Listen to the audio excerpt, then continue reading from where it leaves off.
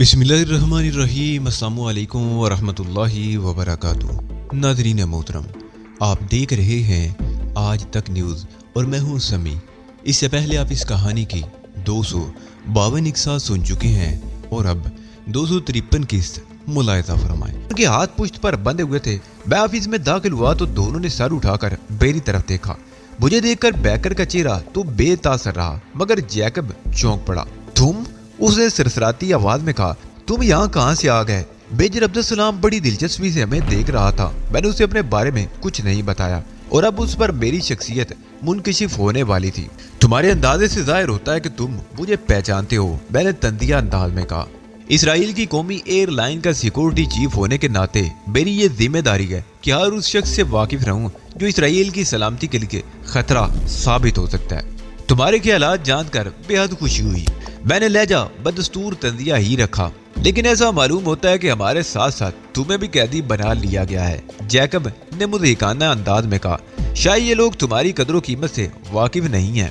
Major Abdul Salam के चेहरे पर छाए हुए तजस्सुस में इजाफा हो गया। मेरा मुज़हिका उड़ाने के चक्कर में जैकब ने मेरे लिए आसानियां पैदा कर दी थी। शायद वो ये समझ रहा था कि उसकी तरह मेजर अब्दुल सलाम भी मुझसे वाकिफ है और उसके बावजूद भी मुझे कैद कर लिया गया है, जबकि हकीकत ये नहीं थी। इतना ही काफी है कि ये तुम्हारी कदरों कीमत से वाकिफ हैं और मेरे लिए यही बात अहम है।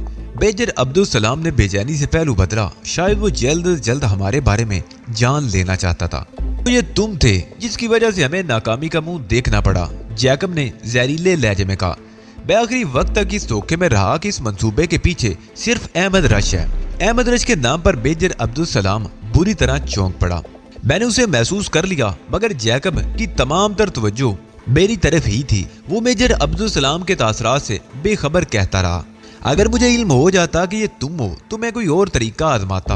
अहमद रश तो बस एक दहशतगर्द है, मंसूबा साज नहीं है। मुझे अफसोस है कि मेरी एक मामूली सी गलती से तुम्हें नुकसान हुआ। आइंदा तुम्हें बता कर करूंगा कि मैं किस मंसूबे पर काम कर रहा हूँ। तुम खुद को बहुत स्मार्ट समझते हो अली यार खान। जिस रोज मुझे मौका मिल गया मैं तुम्हें मदा चखाए बगैर नहीं रहूंगा। मेरा नाम सुनकर बैकर तो खैर चौंका ही था, मगर मेजर अब्दुल सलाम उछल पड़ा। ये बात जैकब एसेस ने भी महसूस कर ली थी और उसे अंदाजा करने में जरा देर नहीं लगी कि वो मेरा तारुफ कराने का बायस बन गया है। उसके वहमो गुमा में भी नहीं होगा कि मेरी शख्सियत इराकियों के लिए अजनबी होगी, लेकिन अब क्या हो सकता था? जो कुछ उसके मुंह से निकल गया था उसे वापस करना उसके लिए मुमकिन नहीं था। तुम अली यार खान हो? मेजर अब्दुल सलाम ने खड़े होते हुए कहा। अली यार खान पाकिस्तानी? हाँ मेजर, मैंने संजीदगी से कहा। मैं वही अली यार खान हूँ जिसे खुदा ने इसराइलियों के लिए मौत का हर कारा बना दिया है। लेकिन तुमने अपना पहले तारुफ क्यों नहीं कराया? वो मुझसे बगलगीर होते हुए बोला। मेरी खुशकिस्मती है कि मुझे इतनी बड़ी शख्सियत से मुलाकात का शर्फ हासिल हुआ। मैं एक मामूली आदमी हूँ मेजर। अगर किसी मुकाम पर हूँ तो बस मेरे किसी कमाल को दखल नहीं है। मेरे वजूद में जो आग दहक रही है वो मैंने खुद नहीं भड़काई। कुदरत अपने जिस बंदे से जो काम लेना चाहती है ले लेती है। ये मेरी खुशकिस्मती नहीं तो और क्या है कि कुदरत ने एक नेक काम के लिए मेरा चुनाव किया। उन दोनों को लेकर जाकर कैद कर दो। मेजर अब्दुल सलाम ने फौजियों से कहा, फिर मुझसे मुखातिब हुआ। मुझे अफसोस है कि तुम्हारे साथ नाजेबा सलूक हुआ। बैठ जाओ, मुझे तुमसे बहुत सी बातें मालूम करनी है। पहले ये बताओ कि तुम्हें हमारे इराक में दाखिले के बारे में इल्म किस तरह हुआ? मैंने कुर्सी पर बैठते हुए पूछा। हमारी हुकूमत को सऊदी अरब ने मुतला किया था कि उनकी फिजाओं से गुजरकर 2 त्यारे इराक में दाखिल हुए हैं। मुझे यही खदशा था। सऊदी अरब के पास अवाक्स त्यारे हैं, वरना जितनी कम बुलंदी पर हमने परवाज की थी उसके पेश नजर किसी और जरिए से हमारा सुराग नहीं लगाया जा सकता था। तुमने अपने मंसूबे के बारे में बहुत इख्तियार से बताया था। मेजर ने कहा, मैं तफसीलात जानना चाहता हूँ। मैंने मेजर को सारी तफसीलात से आगाह किया। वो बड़ी हैरत से मेरी सारी बातें सुनता रहा।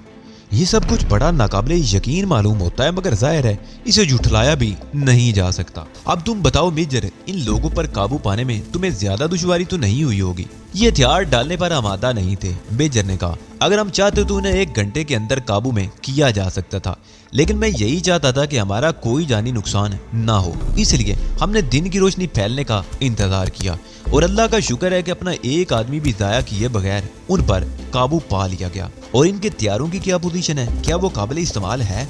नहीं, उसकी किस्मत ही अच्छी थी कि त्यारा पूरी तरह तबाह होने से बच गया। ورنہ یہ لوگ بھی طیارے کے ساتھ ہی تباہ ہو جاتے۔ خوش قسمتی سے طیارہ جس ڈولان پر اترا وہاں منو مٹی کی تہ جمی ہوئی تھی۔ طیارے کے پہیے اگر اس مٹی میں دھنس کر ٹوٹ نہ جاتے تو کچھ بھی باقی نہ رہتا۔ پہاڑی سے نیچے ہمارا ایئر جیٹ بھی تو تھا اور اس کے علاوہ کچھ گاڑیاں بھی تھی۔ وہ سب کچھ تو ہم نے رات ہی میں اپنی تحویل میں لے لیا اور سب کچھ محفوظ ہے۔ اسرائیلیوں کے بارے میں تم نے کوئی فیصلہ کیا یا اس سلسلے میں ابھی کچھ کارروائی کرنی ہوگی؟ اس پورے معاملے کی اطلاع میں ہائی کمان کو دے چکا ہوں۔ ظاہر ہے اپنی طور پر تو میں کچھ کر نہیں سکتا، اب انہیں تمہاری اصل شخصیت کے بارے میں بھی اطلاع دوں گا۔ اس سے کیا فرق پڑتا ہے؟ میں نے کہا اہمیت تو اس بات کی ہے کہ ہمارے مقاصد کیا ہیں۔ تمہاری شخصیت کی اہمیت اس لیے ہے کہ یہ معاملہ ملٹری انٹیلیجنس کو ریفر کر دیا گیا ہے۔ جو بھی فیصلہ کریں گے انٹیلیجنس والے ہی کریں گے۔ اس سے کیا فرق پڑتا ہے؟ میں نے حیرت سے کہا فیصلہ شخصیات کی بنیاد پر تو نہیں کیا جائے گا۔ میں خود بھی کچھ عرصہ ملٹری انٹیلیجنس میں رہ چکا ہوں۔ مجھے معلوم ہے کہ انٹیلیجنس کے موجودہ سربراہ تمہارے بڑے مداح ہیں۔ یہ تو مجھے اندازہ ہے کہ تنظیم آزادی فلسطین میں ہونے کی وجہ سے کچھ نرمی برتی جائے گی۔ مزید نرمی اس لیے برتی جا سکتی ہے کہ ہر عراقی کے لیے اسرائیل نفرت انگیز ہے۔ تمہیں تو معلوم ہی ہوگا کہ اسرائیل نے جب سے عراق کے ایٹمی ری ایکٹر کو تباہ کیا ہے اس وقت سے ہر عراقی اندر ہی اندر سلگ رہا ہے۔ اس بنا پر میں کہہ سکتا ہوں کہ تم لوگوں نے ہماری سرحدی حدود کی جو سنگین خلاف ورزی کی ہے اسے اتنا سنگین جرم قرار نہیں دیا جا سکتا جتنا یہ سنگین ہے۔ رہی صحیح کسر اس وجہ سے پوری ہو جائے گی کہ انٹیلیجنس کے سربراہ تمہارے مداح ہیں۔ بہرحال یہ تمہارا اپنا معاملہ ہے، جس طرح چاہو کرو، میں ہر طرح سے تیار ہوں۔ میں جس حد تک تمہاری مدد کر سکتا ہوں کروں گا، میجر نے کہا، لیکن مجھے افسوس یہ ہے کہ میں چونکہ کوئی فیصلہ کرنے کی پوزیشن میں نہیں ہوں اس لیے مجبور ہوں۔ میں اگر اپنی ذات کے لیے کچھ کر رہا ہوتا تو کسی سے شکایت ہوتی، لیکن میں تو پورے عالم اسلام کے لیے سرگرم عمل ہوں۔ میں سمجھتا ہوں، میجر نے سر ہلایا، اور جب تک تم لوگ میرے پاس ہو تمہیں کوئی تکلیف نہیں ہونے دوں گا۔ اس کے علاوہ جو لوگ تمہارے بارے میں کوئی فیصلہ کریں گے وہ بھی بے وقوف نہیں ہیں۔ مجھے یقین ہے کہ فیصلہ تمہارے حق میں ہوگا۔ اس کے برعکس ہوا تو خود مجھے تم سے بھی زیادہ افسوس ہوگا۔ اس فوجی کیمپ میں ہمیں زیادہ دیر نہیں رکنا پڑا، اگلی صبح ہی ہمیں وہاں سے روانہ ہونا پڑا۔ میجر عبدالسلام نے خود ہمیں رخصت کیا۔ اس نے ہمیں آزاد تو نہیں کیا تھا، تاہم اس نے ہمیں ہر طرح کی سہولتیں ضرور بہم پہنچائی تھیں۔ میں تمہارے لیے دل سے دعا کرتا رہوں گا، میجر عبدالسلام نے کہا تھا۔ میں نے اپنی طرف سے ہر ممکن اچھی رپورٹ دے دی ہے، آگے اللہ مالک ہے۔ میں اور رش ہیلی کاپٹر میں سوار ہو گئے۔ 2.5 گھنٹے سے زیادہ محو پرواز رہنے کے بعد ہم نے کسی آبادی کے آثار دیکھے، لیکن آبادی میں داخل ہونے سے قبل ہی ہیلی کاپٹر ایک 6 منزلہ عمارت کی چھت پر لینڈ کر چکا تھا۔ یہ عمارت شہر سے باہر مضافات میں تھی اور اس کے آس پاس دور دور تک ویرانہ بکھرا ہوا تھا۔ آپ لوگ نہا دھو کر تیار ہو جائیں، ہمیں اس عمارت کے کمرے میں پہنچانے کے بعد کہا گیا۔ کرنل نعمان 1 گھنٹے بعد آپ سے ملاقات کریں گے۔ کمرے کا اچھی طرح جائزہ لینے کے بعد میں نے کمرے میں موجود الماری کھول ڈال۔ الماری کے اندر کچھ کپڑے سلیقے سے ٹنگے ہوئے تھے۔ یہ میرے اور احمد رش کے ناپ کے کپڑے تھے۔ تم نے دیکھا رش؟ میں نے کہا ہمارا استقبال شایان شان طریقے سے کیا جا رہا ہے۔ دیکھ رہا ہوں، مگر یہ نہیں کہا جا سکتا کہ اس مدارت کے بعد ہمارے ساتھ کیا سلوک کیا جائے گا۔ جو کچھ بھی ہوگا اچھا ہی ہوگا۔ آثار و قرائن سے تو یہی ظاہر ہوتا ہے۔ اس سے زیادہ کے چکر میں الجھ کر میں خود کو ہلکان نہیں کر سکتا، میں نے کہا اور باتھ روم کی طرف بڑھ گیا۔ ٹھیک 1 گھنٹے بعد میری طلبی ہوئی۔ احمد رش کو نہیں بلایا گیا تھا۔ مجھے ایک ایسے کمرے میں لے جایا گیا جو خاصا طویل و عریض تھا اور اس میں صرف ایک ہی میز نظر آ رہی تھی جس کے عقب میں ایک 1.5 عمر مگر صحت مند شخص بیٹھا تھا۔ مجھے کمرے تک لانے والا باہر ہی رہ گیا تھا اور اب کمرے میں صرف میں اور وہ تھے۔ میز کے عقب میں موجود شخص مجھے دیکھ کر اپنی کرسی سے اٹھ کھڑا ہوا۔ تشریف رکھیے علی صاحب، اس نے مجھ سے مصافحہ کرتے ہوئے فصیح عربی میں کہا۔ آپ سے مل کر بہت خوشی ہوئی۔ شکریہ، میں نے بیٹھتے ہوئے کہا۔ غالباً آپ کرنل نعمان ہیں؟ جی ہاں، میں ہی کرنل نعمان ہوں اور میجر عبدالسلام سے مجھے پوری رپورٹ بھی مل چکی ہے، لیکن اس کے باوجود میں تفصیلات آپ کی زبانی دوبارہ سننا پسند کروں گا۔ مجھے معلوم تھا کہ یہ ہوگا، اس لیے میں پوری طرح تیار تھا۔ میں نے بلا کم و کاست اسے اپنے مشن کی تمام جزیات سے آگاہ کر دیا۔ آپ کو چاہیے تھا کہ آپ عراقی حکومت کو اعتماد میں لے لیتے، کرنل نعمان نے کہا۔ آپ نے بلا وجہ ہماری سرحدوں میں گھسنے کا خطرہ کیوں مول لیا؟ ہماری حکومت آپ سے تعاون ضرور کرتی، یہ ممکن نہیں تھا کرنل، میں نے سنجیدگی سے جواب دیا۔ ہمارا منصوبہ انتہائی خفیہ نوعیت کا تھا اور ہم نے اسے کامیابی سے ہمکنار کرنے کے لیے کم سے کم لوگوں کو اس کے بارے میں بتایا تھا۔ اس منصوبے پر جتنے لوگوں نے کام کیا ہے وہ خود بھی اس پورے منصوبے سے واقف نہیں تھے۔ ہر ایک کو بس اس کی ذمہ داریوں کے بارے میں بتایا گیا تھا۔ آپ کو معلوم ہے کہ اس کے نتیجے میں آپ لوگوں کو سزا بھی دی جا سکتی ہے۔ میں ہر سزا بخوشی قبول کرنے کو تیار ہوں۔ ہمیں صرف اپنے منصوبے کی کامیابی سے غرض تھی جو کامیاب ہو گیا۔ اس کامیابی کی قیمت معمولی سی سزا کے طور پر ادا کرنا میرے خیال میں بینک کا سودا نہیں ہوگا۔ یعنی آپ سزا قبول کر سکتے ہیں اور آپ کو یہ منظور نہیں تھا کہ آپ عراقی حکومت کو اعتماد میں لے لیتے۔ کرنل نعمان نے حیرت سے کہا، میں نے عرض کیا نا کہ اس پورے منصوبے سے صرف چند افراد ہی واقف تھے اور اس کا خفیہ رہنا بھی بے حد اہم تھا۔ اگر ہم عراقی حکومت کو اعتماد میں لینے کی کوشش کرتے تو اس سے ایک تو وقت ضائع ہوتا، دوسرے یہ کہ حکومت کے معلوم نہیں کتنے اہلکاروں کے علم میں یہ بات آتی۔ اور کیا آپ اس بات سے انکار کر سکتے ہیں کہ ہر حکومت میں دوسری حکومتوں کے جاسوس موجود ہوتے ہیں؟ یہ نکتہ قابل غور ہے، کرنل نعمان نے تائید کی۔ بے شک یہ ممکن ہے کہ بات اسرائیل تک جا پہنچتی۔ یہ خطرہ مول لینے کے لیے مجبور تھے یا نہیں؟ ہر چند کی یہ جرم ہے، مگر آپ لوگوں کو ہماری نیت بھی مد نظر رکھنی ہوگی۔ ہمارے پیش نظر تو اس کے علاوہ بھی بہت کچھ ہے، کرنل نعمان نے کہا اور میں چونک پڑا۔ میں سمجھا نہیں کہ آپ کہنا کیا چاہتے ہیں۔ میں نے کہا، اس کی بات واقعی ہی میری سمجھ میں نہیں آئی تھی۔ تم لوگوں کی کارکردگی حیران کنی قرار دی جا سکتی ہے۔ اس سے کئی چھوٹے معاملات میں ہمارے ایجنٹ ناکام ہو چکے ہیں۔ اس کے علاوہ ہمارا ملک خود اس امن منصوبے کے خلاف ہے۔ اس طرح امن کانفرنس کو ناکام بنا کر تم نے بالواسطہ طور پر عراقی موقف کو کامیابی سے ہمکنار کیا ہے۔ میں سمجھتا ہوں، میں نے کہا، یہ ایٹمی ری ایکٹر کی اسرائیل کے ہاتھوں تباہی کا لازمی رد عمل ہے۔ میں سمجھتا ہوں، میں نے کہا، یہ ایٹمی ری ایکٹر کی اسرائیل کے ہاتھوں تباہی کا لازمی رد عمل ہے۔ ہاں، یہ ہم پر ایک دبا ہے جسے دھونے کے لیے ہم بے چین ہیں۔ میں انتہائی معذرت کے ساتھ عرض کروں گا کہ عراقی حکومت کا طرز عمل اس بیان کے منافی ہے۔ کرنل نعمان کے ہونٹوں پر ایک مدبرانہ مسکراہٹ نمودار ہوئی اور اس نے گہری نظروں سے مجھے دیکھا۔ تمہارا اشارہ ان عراقی جنگ کی طرف ہے؟ تمہارا اشارہ عراقی جنگ کی طرف ہے؟ جس قوم کے پاس ایک واضح نصب العین ہو وہ اپنی توانائیاں اس طرح ضائع نہیں کرتی۔ توانائیاں ضائع ہوتی نظر آ رہی ہیں مگر در حقیقت جمع ہو رہی ہیں، کرنل نے مسکرا کر کہا۔ میں اس پر اصرار جملے کا مفہوم پوچھنے کی جسارت کر سکتا تھا۔ میں اس پر اصرار جملے کا مفہوم پوچھنے کی جسارت کر سکتا ہوں، میں نے سادگی سے کہا۔ وقت آنے پر تم بھی سمجھ جاؤ گے اور دنیا بھی دیکھ لے گی، کیونکہ یہ بات بہت قبل از وقت ہے۔ میں اصرار نہیں کروں گا۔ میرے ذہن میں جو بات تھی وہ میں نے کسی لاگ و لپیٹ کے بغیر کہہ دی۔ میں تمہاری صاف گوئی سے متاثر ہوا ہوں۔ تمہاری جگہ کوئی اور ہوتا تو اس موقع پر ہماری ہاں میں ہاں ملا کر ہماری ہمدردیاں حاصل کرنے کی کوشش کرتا، لیکن یہ بات اب تک میری سمجھ میں نہیں آ سکی کہ مجھے یہاں بلانے سے آپ کا مقصد کیا تھا۔ ماضی میں نے تمہارے کارناموں کے بڑے تذکرے سنے ہیں، کرنل نعمان نے کہا۔ تم سے ملنے کا اشتیاق بھی تھا اور موجودہ معاملے سے متعلق تفتیش بھی مقصود تھی، اور اس تفتیش میں احمد رش کو بھی شامل کیا جائے گا۔ میں نے کہا، یہ تفتیش مکمل ہو گئی۔ احمد رش سے پوچھ گچھ کی ضرورت باقی نہیں رہی، معاملات پوری طرح سمجھ میں آ چکے ہیں۔ تو پھر احمد رش کو بھی بلوانے کا کیا مقصد تھا، اور یہ کہ ہمارا فیصلہ کب تک ہو سکے گا؟ احمد رش کو تمہارے ساتھ اس لیے بلایا گیا تھا کہ شاید اس کی ضرورت پڑ جائے، مگر تم سے گفتگو کے بعد اس کے ملنے کی ضرورت باقی نہیں رہی۔ تمہارے دوسرے سوال کا جواب یہ ہے کہ اصولی طور پر تم لوگوں کو کوئی سزا نہ دینے کے بارے میں پہلے ہی فیصلہ کر لیا گیا تھا۔ اب یہ بات زیادہ یقینی ہو گئی ہے۔ یہ فیصلہ حکومت نے کیا ہے یا اس کی نوعیت فوجی ہے؟ میں نے پوچھا۔ کل رات اعلیٰ سطح کی ایک میٹنگ میں یہ فیصلہ کیا گیا تھا، اور اس میٹنگ میں کئی فوجی جنرل بھی شریک تھے۔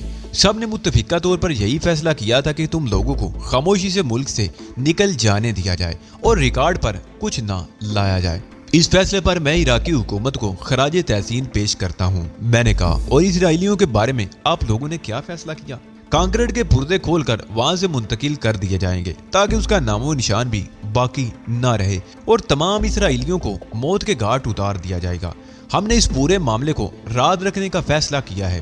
سعودی حکومت کو بھی ہم نے یہی بتایا ہے کہ ہماری فضائی حدود میں کوئی طیارہ داخل نہیں ہوا، کم از کم ہم کوئی سراغ نہیں لگا سکے۔ اس معاملے کا راز رہنا ہر اعتبار سے ضروری تھا کرنل۔ تم لوگوں نے بہت اچھا فیصلہ کیا، لیکن تمام اسرائیلیوں کو موت کے گھاٹ اتار دینا بہت ضروری ہے۔ کرنل نے میری بات کاٹ دی، ورنہ یہ راز تشت بام ہونے کا خطرہ باقی رہے گا۔ बात यह है कर्नल की उन कैदियों में मरियम ब्रैंसन नामी एक लड़की भी है। उसकी मौत पर मुझे अफसोस होगा। अफसोस होगा? कर्नल ने हैरत से कहा, नाम से तो वो यहूदी मालूम होती है। यहूदी तो वह है ही कर्नल, मैंने कहा, लेकिन वो आम यहूदियों से बहुत मुख्तलिफ है। कितनी मुख्तलिफ क्यों ना हो, मगर है तो वो यहूदी। और किसी यहूदी की मौत पर तुम्हारा अफसोस करना मेरी समझ से बाहर है। वो बहुत अमन पसंद लड़की है कर्नल, जंग से नफरत और इंसानियत से मोहब्बत करने वाली। तुम्हारे मुंह से ये बात सुनकर मुझे हैरत हो रही है। क्या तुम्हें मालूम नहीं कि यहूदी कितनी मक्कार कौम है? वो इस कदर अमन पसंद है कि अमन कॉन्फ्रेंस में शिरकत के लिए जाने वाले तैयारों के हिफाजती इंतजाम तक के खिलाफ थी। कर्नल नामान चलने में गौर से मुझे देखता रहा, फिर अचानक बोला, क्या उससे तुम्हारी कभी मुलाकात हुई है? सिर्फ एक बार, मैंने कहा। दरियाए फरात के किनारे पहाड़ियों पर जब हमारे और इसराइलियों के दरमियान ठनी हुई थी, उस दौरान वो अपनी जान का खतरा मोल लेकर हमारे पास आई थी और उसका मकसद ये था कि यूं बेमकसद खून ना बहाया जाए। उसके लिए वो रज़ाकाराना तौर पर यरगमाल तक बनने को तैयार थी। कर्नल नामान ने एक तवील सांस ली। क्या वो लड़की बहुत हुसीन है? हर यहूदी लड़की खूबसूरत होती है, मैंने कहा। ये कोई ऐसी खास तो बात नहीं। तुम्हारी उम्र में सच और झूठ के दरमियान तमीज करना बहुत मुश्किल होता है, खुसूसन उस वक्त जब झूठ बोलने वाली कोई हुसीन लड़की हो। तुम गलत समझ रहे हो कर्नल, मैंने उसके बयान पर यकीन नहीं किया, बल्कि मैंने अपने कानों से अमन कॉन्फ्रेंस के शुरका के लिए गैर मामूली हिफाजती इकदामात की मुखालफत करते सुना है। कर्नल के चेहरे पर दिलचस्पी के आसार नमूदार हुए और उसने आगे की तरफ झुकते हुए पूछा, वो किस तरह? मैंने तुम्हें बताया था कि हमने उनकी तमाम अहम जगहों पर डेक्टाफोन नस्ब कर दिए थे। इसी दौरान एक मौके पर मरियम ब्रैंस्टन ने जैकब के खिलाफ हिफाजती इंतजामात करने पर सख्त तनकीद की थी। ये बात मुझे मरियम ब्रैंस्टन ने नहीं बताई थी कि उसे गलत करार दे दिया जाए। बिलफर्ज इस बात को दुरुस्त तस्लीम कर भी लिया जाए, तब भी उसकी जान बख्शी मुमकिन नहीं। मैं खामोश हो गया। वो ठीक कह रहा था, मरियम ब्रैंस्टन को छोड़ा नहीं जा सकता था। उन लोगों को कहाँ रखा गया है? कुछ देर तवक्कुफ के बाद मैंने पूछा, ये बात तुम्हें नहीं बताई जा सकती, कर्नल ने कहा। ताम अगर मरियम ब्रैंसन से मुलाकात करना चाहो तो इसका इंतजाम किया जा सकता है। हाँ कर्नल, मैंने एक तवील सांस लेकर कहा, मैं उससे मिलना चाहता हूँ। ठीक है, मैं उसका इंतजाम कर दूंगा, कर्नल ने कहा और किसी सोच में डूब गया। मैं गौर से उसके चेहरे के उतार चढ़ाव का जायजा ले रहा था। किस सोच में पड़ गए कर्नल? मैंने उसे टोका। क्या कोई खास बात कहना चाह रहे हो? हाँ, कर्नल ने चौंक कर कहा। मैं सोच रहा था कि बात कहाँ से शुरू करूं। बात कहीं से भी शुरू करो कर्नल, मगर शुरू कर दो। मैं खुद ही कड़ियां बिला लूंगा। इससे पहले यह मालूम करना भी तो जरूरी है कि तुम हमारे लिए काम करने पर तैयार हो भी जाओगे या नहीं। क्या मतलब? मैं हैरान होकर बोला, मैं भला तुम्हारे लिए क्या काम कर सकता हूँ? मैं तुम्हारे बारे में बहुत कुछ सुनता रहा हूँ। तुम्हारे बारे में बातें तो मुबालगा अमेज मालूम होती थी, मगर मैंने अब तुम्हारा एक नाकाबिले यकीन कारनामा खुद अपनी आंखों से देख लिया है। तो मैं इस बात पर यकीन करने के लिए मजबूर हो गया हूँ कि तुम वाकई गैर मामूली सलाहियतों के मालिक हो। जहाँ तक मैं समझता हूँ, मुझसे ज्यादा अहमद रश के कारनामे मशहूर हैं। तुम उसकी खिदमात क्यों नहीं हासिल करते, बल्कि वो तुम्हारे ही मुल्क का बाशिंदा है। अहमद रश के कारनामे पूरी दुनिया में मशहूर जरूर हैं, मगर उसमें एक खास खामी भी है। तुम अवामी सतह पर इतने मशहूर नहीं हो। उसके कारनामे इतने आम नहीं हैं जितना उन्हें बना दिया गया है। मसलन उसने ओलंपिक के दौरान इसराइली खिलाड़ियों को अगवा करके यरगमाल बना लिया था। उस वाक़े की शहरत पूरी दुनिया में हुई।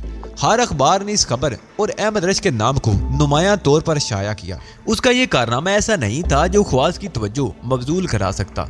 निहत्ते लोगों को अगवा करके यरगमाल बना लेना कमाल की बात नहीं। उसके बरक्स तुम्हारे कारनामों की तादाद बहुत ज्यादा भी है और तुम मशहूर भी नहीं हो। तुमने कभी अपना नाम नुमायां करने की कोशिश नहीं की। एक सीक्रेट एजेंट में इन बुनियादी खुसूसियात का पाया जाना जरूरी है। अव्वल तो मैं कोई सीक्रेट एजेंट नहीं हूँ। ज्यादातर अपने तौर पर काम किया है। कुछ अर्सा तंजीम आज़ादी फ़लस्तीन के साथ भी रहकर काम किया, मगर बाद में उनसे अलहदा हो गया। अब फिर उनके साथ मिलकर काम कर रहा हूँ। दूसरी बात यह कि मेरी शहरत पूरी दुनिया में बेशक ना हो, मगर यहूदी मेरे नाम से वाकिफ है, खुसूसन मोसाद के एजेंट।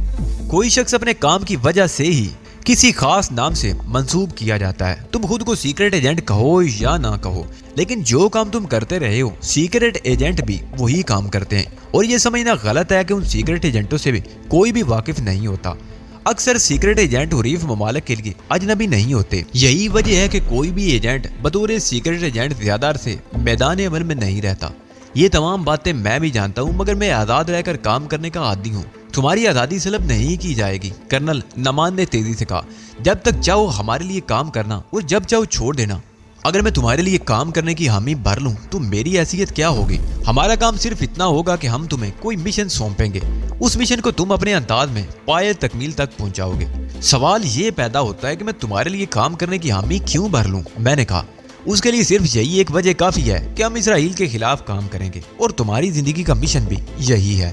لیکن یہ کام تو میں پہلے سے کر رہا ہوں، آزاد رہ کر بھی اور تنظیم آزادی فلسطین سے مل کر بھی۔ تمہارے لیے کام کرنے سے کون سی نئی بات پیدا ہو جائے گی؟ مجھے اندازہ تھا کہ تم آسانی سے راضی نہیں ہوگے۔ کرنل نعمان مسکرایا۔ بے شک یہ کام تم بہت پہلے سے کر رہے ہو، مگر تمہارا دائرہ کار بہت محدود ہے۔ تم نے بہت بڑے بڑے کارنامے سر انجام دیے، مگر اسرائیل کو کوئی بڑا نقصان پہنچانے میں ناکام رہے۔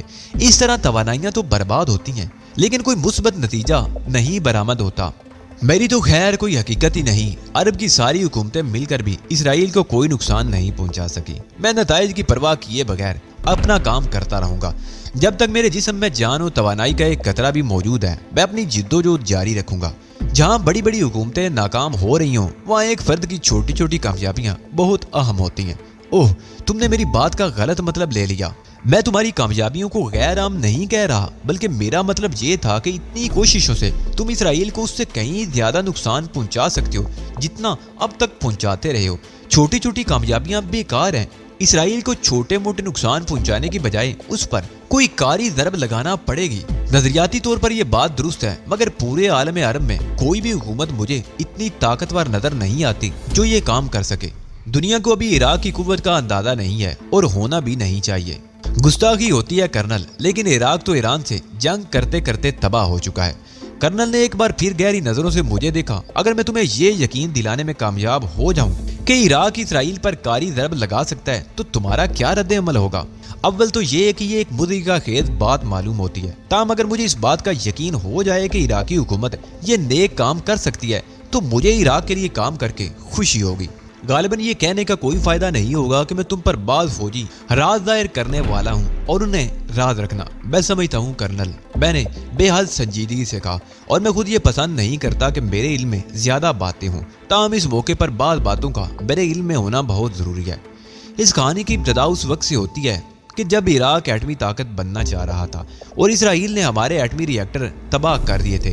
یہ اسرائیل کی غنڈہ گردی کی انتہا تھی۔ عراقی حکومت بھی اس تباہی کی ذمہ دار تھی۔ آپ کو اپنی ایٹمی تنصیبات کی حفاظت کا خاطر خواہ بندوبست کرنا چاہیے تھا۔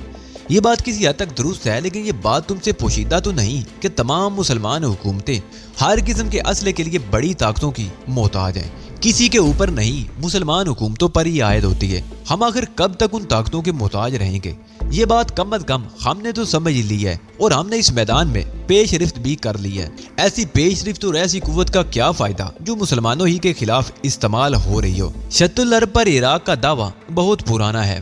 اس علاقے کو حاصل کرنے کے لیے ایران پر حملہ کرنا بھی بہت مہنگا پڑا۔ ایرانیوں نے سر دھڑ کی بازی لگا دی۔ تمہیں سیاسی حالات سے دلچسپی ہے تو تمہیں معلوم ہوگا کہ عراق میں جنگ بند کرنے پر آمادہ کی، تاہم اگر تمہیں سیاسی حالات سے دلچسپی ہے تو تمہیں معلوم ہوگا کہ عراق بعد میں جنگ بند کرنے پر آمادہ ہو گیا تھا، لیکن ایران نہیں مانا، اور یوں یہ بے مقصد جنگ اب تک جاری ہے۔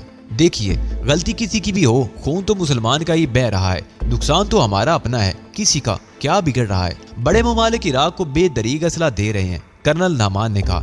عراق بہت بڑی فوجی حکومت بن چکا ہے، بڑی فوجی طاقت بن چکا ہے۔ میں نے حیرت سے کہا، برسوں جنگ لڑنے کے بعد طاقت تو تقریباً ختم ہو جانی چاہیے۔ فارمولہ تو یہی ہے، کرنل نعمان مسکرایا، مگر ہم نے تمام فارمولے الٹ دیے ہیں۔ اس جنگ کے دوران ہم نے 10 لاکھ کے قریب فوج تیار کر لی ہے۔ بڑے ممالک سے ملنے والا تمام کا تمام جدید اسلحہ محفوظ ہے، اسے ہم نے ایران کے خلاف بھی استعمال نہیں کیا۔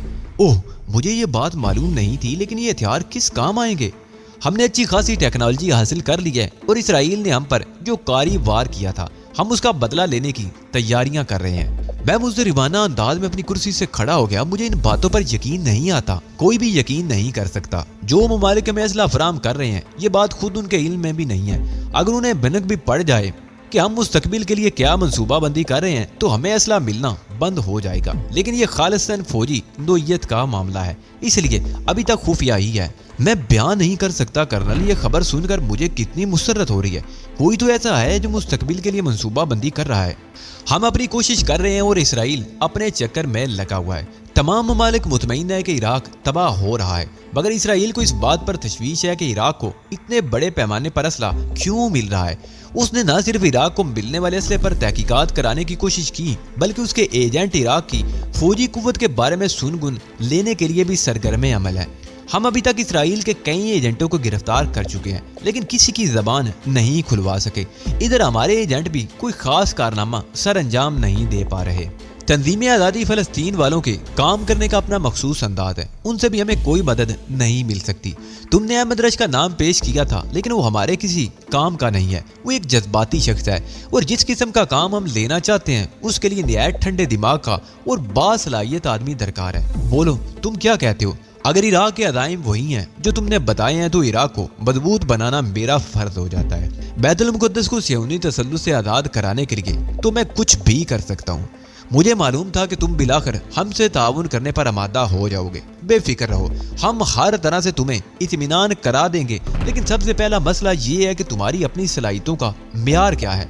मेरा मादी तुम्हारे सामने है, तुम खुद ही नताइज अखज़ कर सकते हो। मैं कोई सर्टिफिकेट तो पेश करने से रहा, वो सब कुछ तो हमें मालूम है, लेकिन हमारे अपने भी कुछ असूल हैं। एजेंट को किसी भी मुहिम पर रवाना होने से कबल कुछ इम्तिहानात से गुजरना होता है। अगर कोई एजेंट तुम्हारे इम्तिहानात में पूरा ना उतर सके तो फिर मैंने पूछा, हम उसे अज़र नो तैयार करते हैं। उसमें जो कमी होती है उसे दूर करने की कोशिश की जाती है। जाहिर है सीक्रेट एजेंट सुपर फिट नहीं होगा तो दुश्मन के दरमियान रहकर कोई काम नहीं कर सकेगा। तुम्हारा तरीका कार बहुत अच्छा है, लेकिन मेरा वक्त बहुत कीमती है। मैं अपने वक्त को इन जमीलों में जाया करने पर काम करने को तरजीह दूंगा। कर्नल नामान ने एक तवील सांस ली। मैं उन लोगों की बात कर रहा था जिन्हें हम तरबियत देते हैं। एक सीक्रेट एजेंट पर हमारे लाखों रुपए सर्फ होते हैं, इसलिए हम उन्हें आंखें बंद करके किसी मुहिम पर नहीं झोंक सकते। हर मुमकिन एहतियाती तदाबीर इख्तियार करने के बाद ही उन्हें किसी मुहिम पर रवाना किया जाता है। लेकिन तुम्हारा मामला मुख्तलिफ है। तुम पर तो हमारा एक पैसा भी नहीं लगा। अगर तुम्हारे लिए हम कुछ करेंगे तो वो हमसे ज्यादा तुम्हारे मफाद में होगा। तुम्हें कुछ हो गया तो हमारा क्या नुकसान होगा?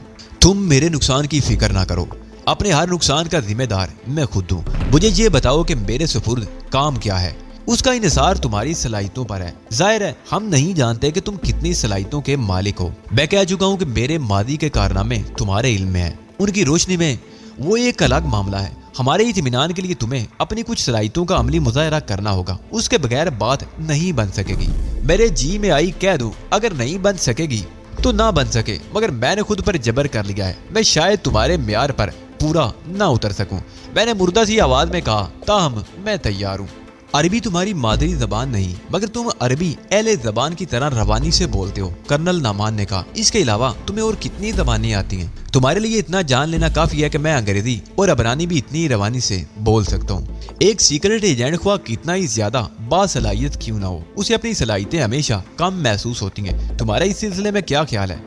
मैंने पहले भी कहा था कि मैं कोई सीक्रेट एजेंट नहीं हूँ। अपने दौर पर काम करने का आदी हूँ और खुदा के भरोसे पर काम करता हूँ। क्या तुम ये समझते हो कि तुम्हें मजीद तरबियत हासिल करने की जरूरत नहीं है? कोई शख्स कभी भी परफेक्ट नहीं हो सकता। मेरे अंदर भी कुछ सीखने की लगन है, मगर मेरे पास इतनी फुर्सत नहीं है। देखो, कोई बड़ा मकसद हासिल करने के लिए कुर्बानियां भी देनी पड़ती हैं। अगर तुम अपने कुछ वक्त की कुर्बानी दे सको तो ज्यादा बेहतर अंदाज में काम कर सकोगे। मैं तुम्हारी बात समझ रहा हूँ, मगर उसके बावजूद मैं बहुत ज्यादा वक्त नहीं सर्फ कर सकूंगा। पहले हमें ये तय करना होगा कि तुम्हें किन शोबों में मजीद महारत हासिल करने की जरूरत है। जाहिर ये तय किए बगैर तो कुछ भी नहीं हो सकता। सबसे पहले मैं ये जानना चाहूंगा कि जिस्मानी लड़ाई में तुम कितने माहिर हो। महारत का दावा करना तो मेरे लिए बहुत मुश्किल है, ताहम मैं किसी न किसी तरह काम चला ही लेता हूँ। ठीक है, कर्नल नामान ने कहा। पहले मैं ये देखूंगा कि इस शोबे में तुम्हें कितनी तरबियत दरकार होगी। उसके लिए तुम्हें मेरे किसी आदमी से मुकाबला करना होगा। क्या तुम उसके लिए तैयार हो? बिल्कुल तैयार हूँ, मैंने कहा, लेकिन मुकाबला ऐसा होना चाहिए जिससे किसी फरीक को ज्यादा नुकसान ना पहुंचे। कर्नल नामान ने तहफीमी अंदाज में सर हिलाया और अपनी मेज पर नस्ब एक बटन दबा दिया। चंद ही लम्हे बाद दरवाजा खुला और उस खुले हुए दरवाजे से 5 अफराद अंदर दाखिल होकर कर्नल के सामने मुअद्दब अंदाज में खड़े हो गए। इन 5 में से किसी एक को मुकाबले के लिए मुंतखिब कर लो, कर्नल ने मुझसे कहा। मैंने उन 5 पर नजर डाली। वो मुख्तलिफ कदो कामत के थे और उनमें से 4 अफराद तनोमंद भी थे, जबकि 5वां ना तो कद्दावर था और ना ही जिस्मानी तौर पर मजबूत दिखाई देता था। ताम उसकी आंखें बेहद चमकदार थी। मालूम नहीं उसे यहाँ क्यों बुलाया गया था। उन सब के लिबास इस किस्म के थे कि उनकी जिस्मानी साख के बारे में अंदाजा करना मुश्किल था। میرے لیے یہ فیصلہ کرنا مشکل ہے کہ میں ان میں سے کس سے مقابلہ کروں۔ میں نے کرنل نعمان سے کہا، میں ان میں سے کسی ایک کے بارے میں کچھ نہیں جانتا۔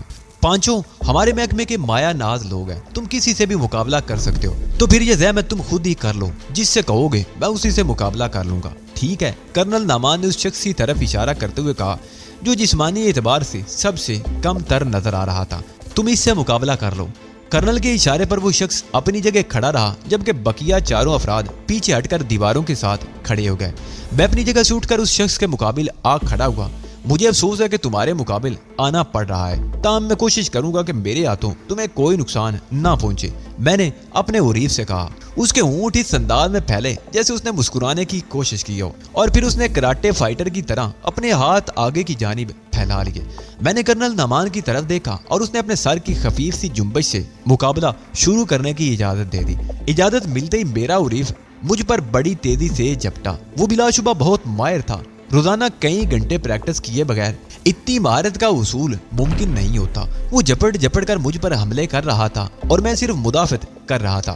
کمرہ اگر زیادہ کشادہ نہ ہوتا تو میرے لیے بڑی مشکلات پیدا ہو جاتی۔ اس کے تابڑ توڑ حملوں سے بچنے کے لیے مجھے آسانی نہیں تھی۔ چند منٹ کے اندر مجھے پسینہ آ گیا۔ ان چند منٹوں کے دوران اس نے مجھے ایک لمحے کی بھی مہلت نہیں دی تھی۔ مجھے اس بات کا یقین ہو گیا تھا کہ میرا مد مقابل کوئی سیکرٹ ایجنٹ نہیں ہے، وہ تو اپنے شعبے کا ماہر تھا، جس سے بچنے کے لیے مجھے اپنی تمام تر پھرتی اور مہارت کو استعمال کرنا پڑ رہا تھا۔ ایک برق تھی جو مسلسل کوندے جا رہی تھی۔ میں ہمیشہ اس ترکیب پر عمل کرتا ہوں کہ دوسرے کو تھکا کر مارا جائے، لیکن اس روز مجھے یوں معلوم ہو رہا تھا جیسے میرا حریف کبھی نہیں تھکے گا اور میں خود تھک جاؤں گا۔ کئی گھنٹے روزانہ پریکٹس کرنے والوں کے سامنے ٹکنا ہنسی کا کھیل نہیں ہوتا، مگر میں خود کو اس سے بچاتا رہا۔ جلدی مجھے اندازہ ہو گیا کہ اب مجھے کچھ نہ کچھ کرنا پڑے گا، ورنہ میں تھک جاؤں گا۔ تھکنے کے بعد میری رفتار سست ہوگی اور یہ گویا میرے حریف کے لیے کھلا موقع ہوگا۔ وہ جس طرح چاہے گا مجھ پر قابو پا لے گا۔ اگرچہ وہ میرا دشمن نہیں تھا اور اگر میں اس سے ہار بھی جاتا تب بھی میری صحت پر کوئی اثر نہ پڑتا، مگر میں اتنی آسانی سے شکست تسلیم کر لینے کے موڈ میں نہیں تھا۔ میرے حریف کو بھی یہ اندازہ ہو گیا تھا کہ میں اس کے لیے کوئی ترن والا ثابت نہیں ہوں گا۔ ترن والا ہوتا تو وہ بہت پہلے مجھے نگل چکا ہوتا۔ وہ یہ بھی دیکھ چکا تھا کہ میں اس پر حملہ نہیں کر رہا ہوں۔ میری تمام تر جد و جہد صرف اپنے دفاع تک محدود ہے۔ معلوم نہیں اس سے اس نے کیا نتیجہ اخذ کیا ہوگا، تاہم وہ میری مہارت کی طرف سے مشکوک ضرور ہو گیا ہوگا۔ اس کا نتیجہ اس کی بے پرواہی کی صورت میں ظاہر ہوا۔ اس کے حملوں میں اب بھی جارحیت تھی، مگر اب اسے اپنے دفاع کی زیادہ فکر نہیں رہ گئی تھی۔ میرے لیے یہ ایک اچھی علامت تھی۔ پھر مجھے موقع مل گیا۔ ایک بار کک مارتے ہوئے وہ خاصا غیر محتاط ہو گیا تھا اور میں نے موقع سے بھرپور فائدہ اٹھایا۔ میں پہلے ہی یہ طے کر چکا تھا کہ مجھے جو بھی موقع ملے گا اس سے فائدہ اٹھاؤں گا، اور میں نے اپنے اس فیصلے پر پوری طرح سے عمل کیا۔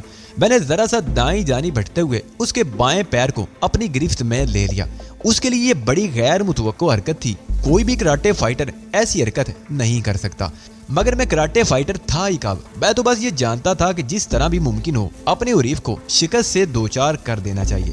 اس وقت بھی ہمارا مقابلہ کسی قاعدے قانون کی تحت نہیں ہو رہا تھا۔ میری اس اچانک حرکت پر وہ بری طرح بوکھلا گیا۔ اس نے اپنے دوسرے پیر پر اچھل کر خود کو بڑی مشکل سے گرنے سے بچایا تھا، اور اس کے بعد بھی اس کے لیے اپنا توازن برقرار رکھنا خاصا مشکل ہو رہا تھا۔ میری گرفت اس کے پیر پر بہت مضبوط تھی۔